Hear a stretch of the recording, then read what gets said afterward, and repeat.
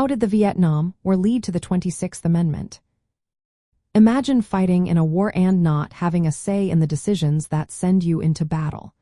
That was the reality for many young Americans during the Vietnam War. This situation made people question whether it was fair that 18-year-olds could be drafted but not vote. The inconsistency sparked a big movement for change. During World War II, the draft age was lowered to 18, but the voting age stayed at 21. This created a gap that grew larger during the Vietnam War. As more young men were sent to fight, they realized they had no voice in choosing leaders or policies. Many believed if they could risk their lives, they should also have the right to vote.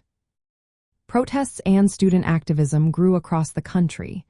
The slogan, "Old enough to fight, old enough to vote," became popular.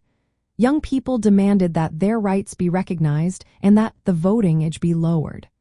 Congress and state governments responded quickly. They saw the need to change the Constitution to reflect this new reality. In 1971, the 26th Amendment was ratified. It lowered the voting age from 21 to 18 across the United States. This change gave millions of young Americans the ability to vote and influence government decisions.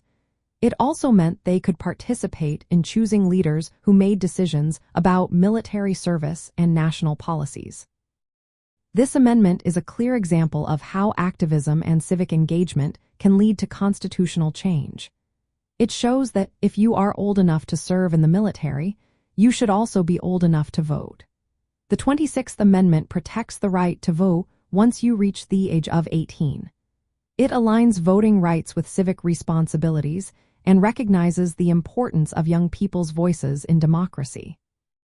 Understanding this history helps young citizens see their voting rights as something earned through activism and participation.